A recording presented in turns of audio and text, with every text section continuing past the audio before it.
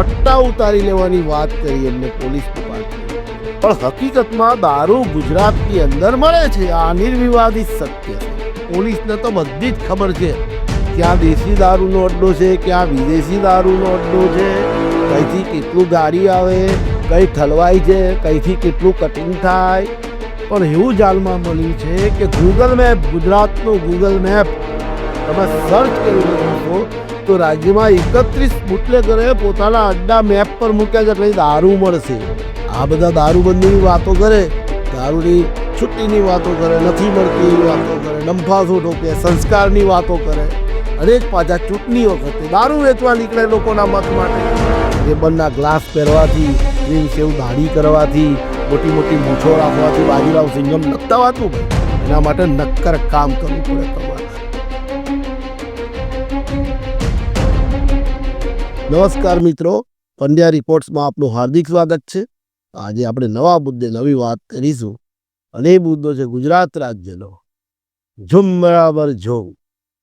કેટલાક નિવેદનોથી વિપક્ષ, પક્ષ, પોલીસ અને મીડિયા ઝૂમી રહી છે, અને સોશિયલ મીડિયા પર પણ આ જબરજસ્ત ચાલી રહ્યું છે. એના કે મતાંતરો આપણે એ વિડીયોને, આ વાતને આ વિડીયોના માધ્યમથી સમજવાની કોશિશ કરીશ. બધા પોલીસ વાળા ધ્યાન રાખી લેજો, પટ્ટા તમારા છે, તમારા ઉતરશે, મારા નહીં. અને આ વડગામનો ધારાસભ્ય કહી રહ્યો છે, યાદ રાખી લેજો, હું પાછળ પડીશ એટલે છોકરા કાઢી જ નાખીશ. અને હર્ષ સંઘવી આજ ચોપડી પાસ આ ગામ આખાનું દાપણ કરે છે કે મને જાણ કરજો. મૂકો એના ફેસબુક પેજમાં જઈને કે અમારા શિવનગરમાં દારૂ બી છે, ડ્રગ્સ બી છે અને ગાંજો બી છે. તારામાં તાકાત તો બંધ કરાય. આઠ ચોપડી પાસ. કોઈ એક જણે નાની મોટી ભૂલ કરી તો ખૂબ ભણેલા, પોતાની જાતને કહેતા અનેક ડિગ્રીઓ તેની પાસે હોય, પરંતુ ડિગ્રી જોડે જોડે સમાજનું સંસ્કાર જેને ના મળ્યું હોય એવા અનેક લોકો તમારી કચેરી આવશે, અનેક લોકો તમારા પટ્ટા ઉતારી લેવાની બી વાત કરશે. ગુજરાતની અંદર, ગુજરાત એક એવું રાજ્ય છે કે જેની અંદર દારૂબંધી છે, નશાબંધી. ગુજરાતની અંદર દારૂ તમને મળી શકે નહીં. દારૂ પીવાનું તમારી પાસે લાયસન્સ હોય, શરાબ પીવાનું તો તમને મળી શકે, ડૉક્ટરની સર્ટિફિકેટ હોય તો મળી શકે. એ ગુજરાતમાં કહેવાય છે કે આપણે જાણીએ છીએ કે દારૂબંધી ફક્ત કાગળ પર છે. ગુજરાતમાં દેશી, વિદેશી, માગો એ બ્રાન્ડનો દારૂ જોઈતી માત્રામાં દરેક જગ્યાએ મળે છે. ત્યારે આ મુદ્દે વિપક્ષના વડગામના ધારાસભ્ય અને જે આજકાલ સોશિયલ મીડિયામાં અને કોંગ્રેસમાં બહુ એક્ટિવ છે એમના નિવેદનોથી, એવા જિગ્નેશ મેવાણીએ એક જગ્યાએ જે એમને રજૂઆત થઈ હતી એક વિસ્તારની અંદર, લગભગ એ રૂરલ કોઈ એવો ઝૂંપડપટ્ટીવાળો વિસ્તાર હતો, અને એની અંદર બધી મહિલાઓ ભેગી થઈને એને રજૂઆત કરી હતી દારૂ, ડ્રગ્સ અને આ ગાંજા માટે, કે એમના વિસ્તારમાં કોઈ સાંભળતી નથી, બેફામ આનો વેચાણ થાય છે, એના વેચાણથી યુવાનોને નુકસાન થાય છે, મૃત્યુ પામે છે. પોલીસને રજૂઆત કરવા છતાંય પોલીસ આવતી નથી, તપાસ પ્રોપર થતી નથી, અને આ લશ્કર છેક પોલીસ સ્ટેશન જાય છે, અને જિગ્નેશ મેવાણી ત્યાં આગળ બોલે છે, ત્યાંથી આ બધો વિવાદ થાય છે. જિગ્નેશ મેવાણી પોલીસ અધિકારીનો ઉથલો લે છે, બરાબર, ધારાસભ્ય તરીકે, એક લોકપ્રહરી તરીકે તેમનો અવાજ બુલંદ બનાવીને તે બોલે છે, પણ તેમાં તેમનો એક શબ્દ પટ્ટા ઉતારી લેવાની વાત કરી એમને પોલીસ ડિપાર્ટમેન્ટની. જે મેવાણી બોલી ગયા કે ભાઈ નહીં તો તમારા પટ્ટા ઉતરી જશે, એટલે પોલીસની નોકરી સાદી ભાષામાં કહીએ તો લઈ લઈશું. ત્યાંથી આ વિવાદ થયો. હવે આ વિવાદને ગુજરાત રાજ્યના ગૃહમંત્રી અને ડેપ્યુટી મુખ્યમંત્રી હર્ષભાઈ સંઘવીએ એક નિવેદનમાં એવું કર્યું કે ભાઈ આપણે કંઈક એવું ભૂલ કરીશું કે આ બધા આપણી પર ચડી બેસશે. વધારે ભણેલા ગણેલા લોકો, એમને નામ નથી લીધું, પણ આક્ષેપ જિગ્નેશ મેવાણી પર લીધો છે, એટલે સ્વાભાવિક છે. જિગ્નેશ મેવાણી પાસે અભ્યાસ સારો કર્યો છે, ઘણી બધી ડિગ્રીઓ છે, એમની સામે કે આ બધા તમારી પર ચડી બેસશે, હલ્લાબોલ કરશે, અને એમને સામાજિક સ્તરથી જેમને સંસ્કાર ન મળ્યા હોય એવી વાત કરી. જિગ્નેશ મેવાણીને સંસ્કાર ન મળ્યા હોય એ રીતની એમને વાત કરી. ત્યાંથી આ મુદ્દો વધારે વિવાદાસ્પદ થયો. વાત આ પટ્ટા ઉતારી લેવાની આવે છે, જે ભાઈ જિગ્નેશ મેવાણીની. આપણે એ શબ્દોને આપણે પણ સમર્થન નથી આપતા, છતાં પણ આપણે એના પર સમજીએ કે આ નેતાઓ બોલે છે અને જ્યારે પબ્લિક એમની સાથે હોય અને ગુસ્સામાં હોય ત્યારે બોલી જાય છે. અને એવું નથી કે આ જિગ્નેશ મેવાણી એકલા બોલ્યા છે, અને હર્ષ સંઘવીભાઈ એમને સલાહ આપી હતી. હર્ષ સંઘવીભાઈએ પણ આપણે એક વિડીયોમાં જોઈશું તો કેટલાક વિભાગના કર્મચારીઓને ટાંટિયા તોડી નાખવાની એમને વાત કરી હતી. એક ઇન્ટરવ્યુમાં આપણે જોઈશું વિડીયો, હમણાં ચાલશે આની પર. ટાંટિયા તોડી નાખવાની વાત પણ તમે જાહેરમાં કીધી છે. કોને કીધી ને કેમ કીધી? સર્વપ્રથમ મેં તમને કહ્યું એમ કે જે વ્યક્તિ પ્રજાનું દુઃખ ના સમજી શકતો હોય, જે વ્યક્તિને આપેલી જવાબદારી અગર એ સાવચેતીપૂર્વક અને જવાબદારીપૂર્વક ના નિભાવતો હોય તો એ જે ભાષા સમજે એ ભાષાનો ઉપયોગ કરેલો છે. આવનારા દિવસોમાં જરૂર પડશે તો એ કાર્ય કરવું બી પડશે, અને પ્રજાએ મને ચૂંટાયેલા પ્રતિનિધિ તરીકે અગર મારે કરવું પડે તો હું ક્યારેય પીછે નહીં હટીશ.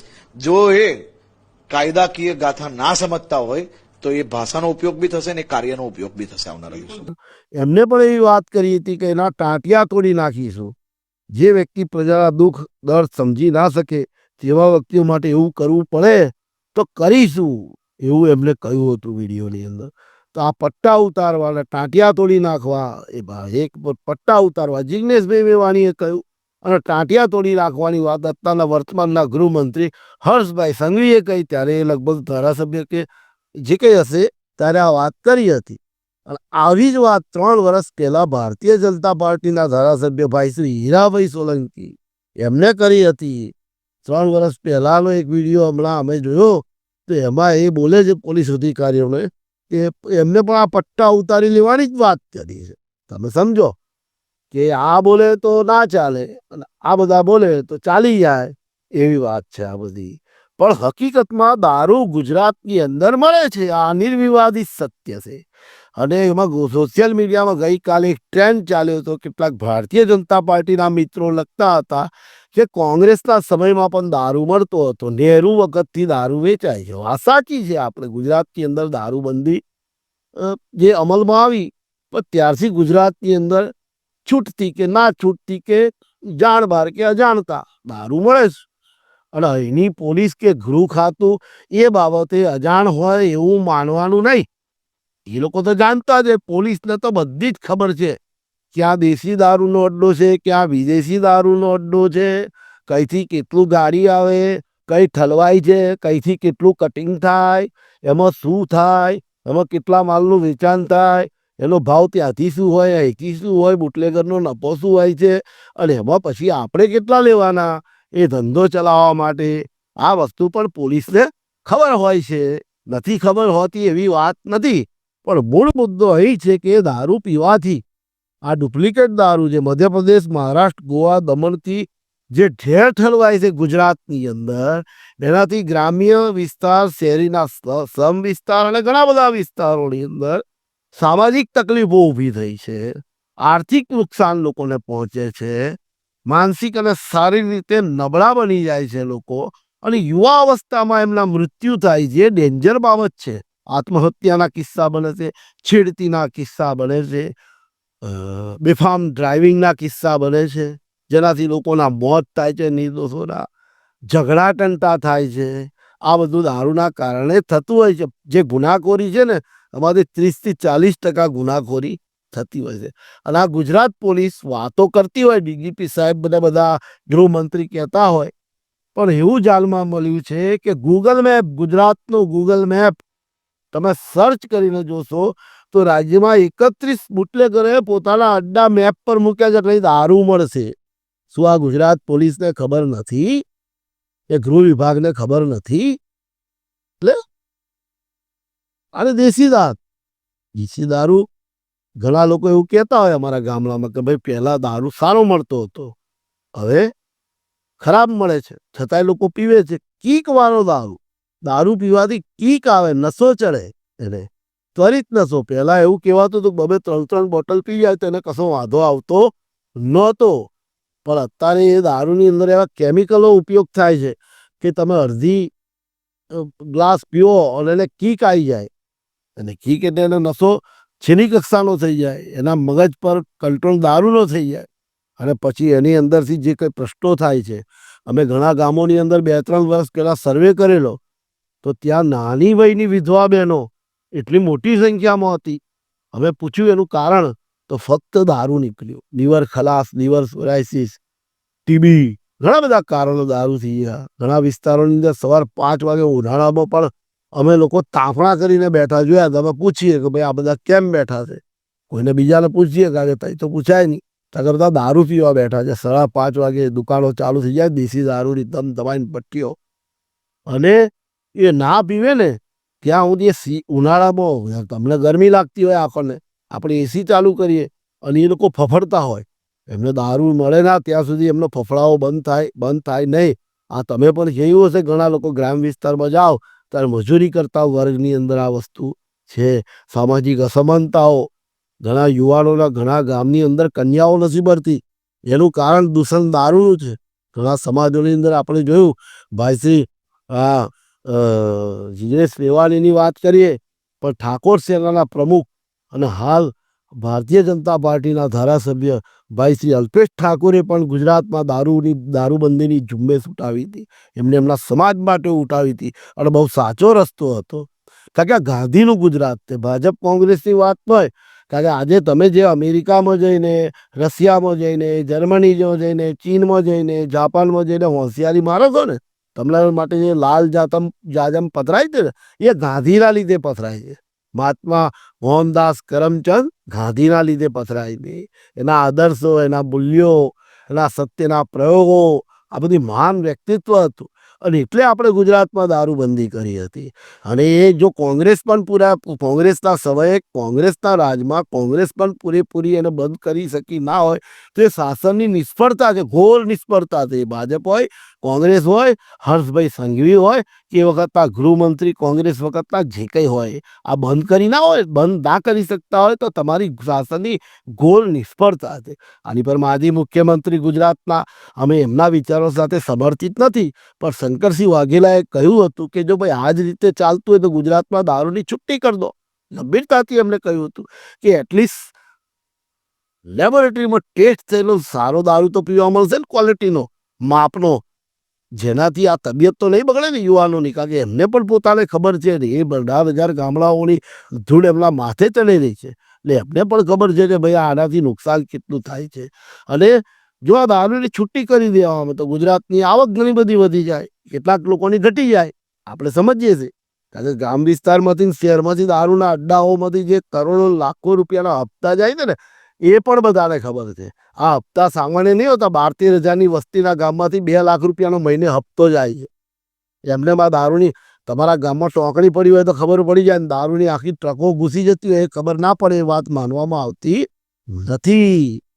ત્યારે આ નિયમિત જે માસિક હપ્તા અને આ બધું જે આપણે સમજીએ છીએ, દારૂની આડઅસરો જે સામાજિક થાય છે, એ બહુ ડેન્જર વસ્તુ છે, અને આ વસ્તુ નેતાઓએ સમજી.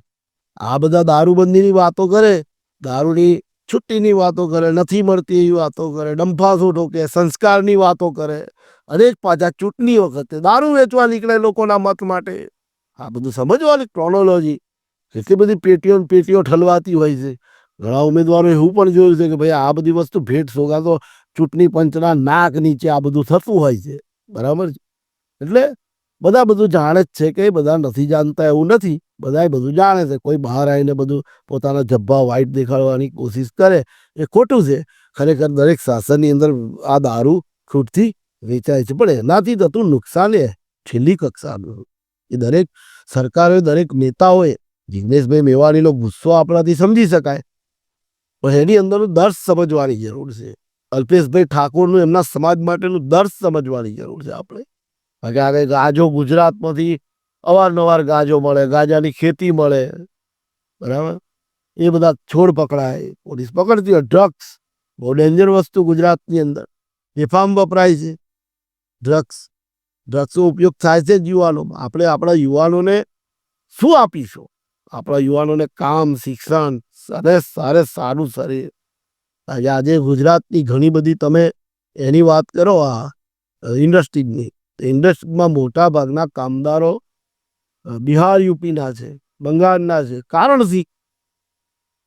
કારણ એક જ છે કે અહીંના બધા જે મોટા ભાગના નશાકારકની જે વાતોમાં પડી ગયા છે, વરઘોડામાં દારૂ, બર્થડે ઇવેન્ટમાં દારૂ, વિવાહમાં દારૂ, સામાન્ય કે ગણપતિના વરઘોડામાં દારૂ, જ્યાં ધર્મની વાત હોય, રામનવમીના વરઘોડામાં પણ દારૂ. આ બધા આ તમે કઈ તરફ જઈ રહ્યા છો? કોને સમજાવો છો આ બધી વાતો? એટલે દારૂથી તમે એ ભગવાન આપણો ખુશ રહે અંદરથી.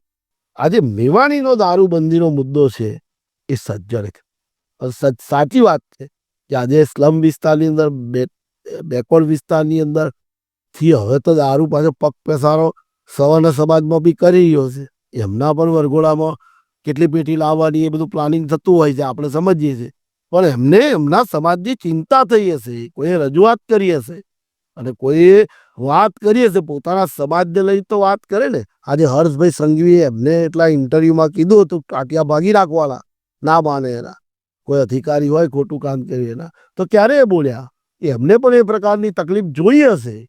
કારણ કે આજે અને પછી આપણે એવી વાતો કરીએ સોશિયલ મીડિયાના મારફતે કે નહેરુના વખતે પણ વેચાતો હતો, કોંગ્રેસના શાસનમાં પણ વેચાતો હતો. તો આપણે એ જ કરવું, આપણે એ જ કરવાનું. પેલા કરી ગયા એ કરવાનું. તમે તો નવું કરવા આવ્યા છો, કંઈક સારું કરવા આવ્યા છો, તે સારું કરો ને. આપણે વિશ્વગુરુ બનવા તરફ જઈએ તો આવું બધું ગુજરાતની અંદર સાત પડે 6:45 વાગ્યા પછી કોઈ ગામડામાં ગયા તો સમ વિસ્તારમાં ગયા છો શું પરિસ્થિતિ અને એનાથી શું શું પરિસ્થિતિ ઊભી થઈ છે ગયા છો તમે જોશો. તમે જે શિષ્યવૃત્તિ બાળકોના ખાતામાં નાખો છો ને એમાં હું એમના બાળકોને પટાઈ મા બાપ દારૂ પીવા કે જુગાર રમે છે, આ બધી બધીઓ ગાંજાનું સેવન કરે એ પૈસા લઈને. એટલે આ બધું સમજવાની જરૂર છે. દારૂબંધી ના કરો કદાચ, પણ કડક તો કરી શકો ને. આ હપ્તા રાત તો કોણ કે છે હપ્તા નથી લેવાતા એમ? દારૂની અંદર એના વેચાણની બધાને ખબર છે. વડોદરામાં થતું હોય, અમદાવાદમાં થતું હોય, સુરતમાં થતું હોય, વલસાડમાં થતું હોય, ગોધરામાં થતું હોય, નડિયાદમાં થતું હોય, આણંદમાં થતું હોય. કોઈ જગ્યા કોઈ ગામડું બાકી નથી જે આ લોકોને ખબર ના હોય, તો એ વેચાતો ના હોય અને ત્યાંથી હપ્તા ના લેવાતા હોય. બહુ મોટું રેકેટ છે દારૂની અંદર. ગુજરાતમાં સૌથી વધારે એક્સ્ટ્રીમ જો ભ્રષ્ટાચાર થતો હોય, ખોટું થતું હોય, સૌથી વધારે રૂપિયા ઉઘરાવાતા હોય તો દારૂની અંદર છે. આ નગ્ન સત્ય છે. અને તારે ગઈકાલે 2 દિવસથી એક બનાવ બન્યા કે પોલીસ ડિપાર્ટમેન્ટના પરિવારજનોએ વિરોધ કર્યો. સ્વાભાવિક છે, વિરોધ કરે જ.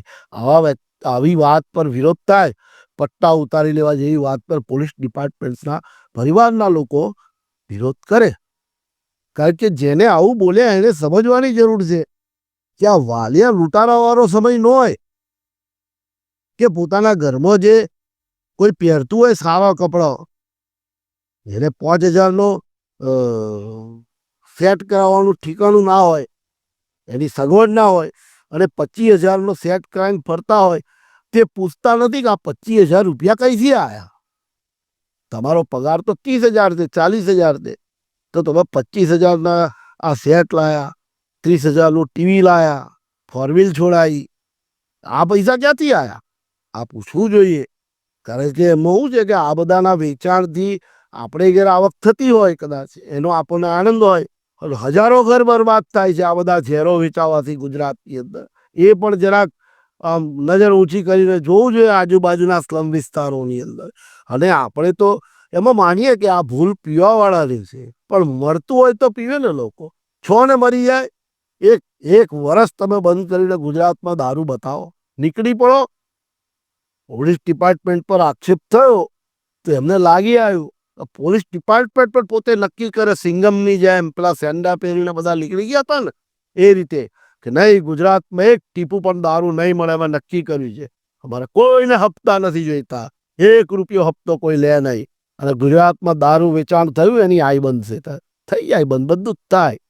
પણ પેલું જે ઉપર ઇસ્ત્રી ટાઈટ છે ને ખૂટાર, એ કાઢી અને પેલું બેલ્ટ કાઢી અને બાજીરાવ સિંગમની જેમ નીકળવું પડે બહાર. એ હિંમત જોઈએ. રેબનના ગ્લાસ પહેરવાથી, ક્લીન સેવ દાઢી કરવાથી, મોટી મોટી મૂછો રાખવાથી બાજીરાવ સિંગમ નથી થવાતું ભાઈ. એના માટે નક્કર કામ કરવું પડે તમારે. અને નક્કર કામગીરી નહીં કરો ને તો ભાજપ હશે, કોંગ્રેસ હશે કે કદાચ આમ આદમી પાર્ટી હશે, ગમે તેનું શાસન હશે, ગમે તે મોટી મૂછોવાળો ગુજરાતનો ગૃહમંત્રી બનશે આ પાર્ટીઓમાંથી, તમને હાય લાગશે, હાય લોકોની, જ્યાં સુધી દારૂબંધ નહીં થાય. કારણ કે અમારો જે ગુસ્સો છે અમે પરિસ્થિતિ જોઈ છે. તમે જોઈ હશે ને નજરઅંદાજ કરતા હશો, પણ અમે જોઈ છે. અને આજે જિગ્નેશ દેવાનીના માધ્યમથી જે ગુજરાતની અંદર વાત પહોંચી રહી છે એ અમારા દિલનો જે ગુસ્સો છે આજે બહાર નીકળી ગયો, દર્દ અમારું બહાર નીકળી રહ્યું છે. એટલા માટે કહીએ છીએ અમને ભાજપ કોંગ્રેસ સાથે કોઈ લેવા દેવા નથી, સરકાર જેની બને. અને આ જો ગુજરાતની અંદર હર્ષભાઈ સંઘવી અને ભારતીય જનતા પાર્ટીનું શાસન દારૂબંધી કરે અને કડક અમલ થાય તો આપણે આ જ વિડીયોના માધ્યમથી અમને સળપાવ આપીશું. અમને ગુજરાતની અંદર બીજા 100 વર્ષ શાસન કરવાના આશીર્વાદ આપીશું આપણે આ માધ્યમથી. પણ કરી બતાવો, આ મુદ્દો છે તમારી સામે. અને ગુજરાતની અંદર ખરેખર આપણે જે પોલીસ ડિપાર્ટમેન્ટ પર શબ્દો બોલાય છે એને આપણે સમર્થન નથી કરતા, એનો આપણે વિરોધ કરીએ છીએ કે ભાઈ બધા પોલીસ કર્મચારીઓ 100 પોલીસ કર્મચારી હોય તો માર કેટલાક આવું હપ્તાબાજી ચાલતી હશે. એ બધા પોલીસવાળા એવા ના હોય, બધા પોલીસવાળા સારા પણ હોય, ઘણા અધિકારીઓ સારા પણ છે, ઘણા કર્મચારીઓ પણ સારા છે કે જે બિચારા ગ્રાઉન્ડ ટુ ઝીરો લેવલથી મહેનત કરી રહ્યા છે, ક્રાઇમ ઓછું થાય એના માટે કામ કરતા હશે. પણ એવું જૂથ જગ્યાએ મળે છે ને આ બધું સમજવાની જરૂર છે. એ સમજે તો સારું. હવે આજના મુદ્દે આપણે આટલી વાત કરી, નવા મુદ્દે આપણે ફરી મળીશું. ત્યાં સુધી સૌને રામ રામ.